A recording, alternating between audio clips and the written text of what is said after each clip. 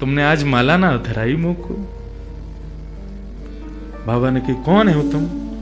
इतने में ठाकुर जी खड़े भये, श्याम स्वरूप प्रकट भयो, मोर मुकुट प्रकट भयो, लकुटी प्रकट भई, वंशी प्रकट भई। ठाकुर जी को सर्वांगीण स्वरूप प्रकट है गयो और प्रकट है करके बाबा को दर्शन देने लगे। बाबा मैं आ गयो, प्रसाद पा लियो, ले माला पहना मुकू। आज मेरो पूरे दिन मन नहीं लगो, क्योंकि 12 साल से रोज तेरे हाथन की बनी माला नित्य मेरे अंग को स्पर्श करती। मुझ को ऐसा ना लगता कि माला स्पर्श कर रही है, मुझ को लगती कि मेरो कृष्णदास मुंह से लिपटो भयो है। आज पूरे दिन व्याकुल रहो बाबा में, मुझको जल्दी अपनी माला पहना, और तू माला पहना के आज मेरो आलिंगन कर ले। कृष्णदास क्रोध में देख रहे हैं,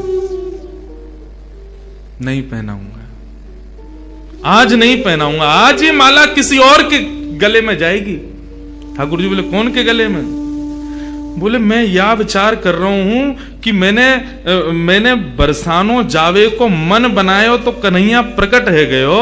यदि ये माला जाकर के किशोरी जी को ही धरा दूंगा और वहीं जाकर के उनके चरणन में ही रहूंगा, जहां जावे की इच्छा मात्र से कन्हैया प्रकट है गयो। यदि वहीं निवास करूंगा तो कन्हैया तो रोज आवेगा।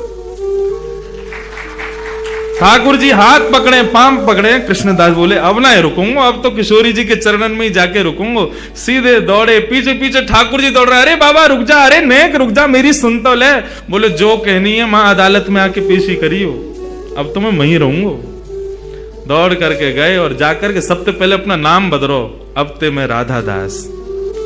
किशोरी जी के चरणन में जाकर के माला धरा दी और जैसे प्रणाम करके किशोरी जी को देखो है तो वही किशोरी जी में श्याम सुंदर, वही श्याम सुंदर में किशोरी जी, ऐसा भाव उनके सामने प्रकट है गया। कहने को अभिप्राय भागवत भी इस बात को स्वीकार करे कि तस्य भाव प्रभावेण विरहो स्मान न संस्पृशेत। यदि किशोरी जी की शरण ले ली जाए तो ये श्याम सुंदर कभी कोई विरह ना दे सके। ये श्याम सुंदर नित्य किशोरी जी के ही हैं, उन्हीं के ही हैं।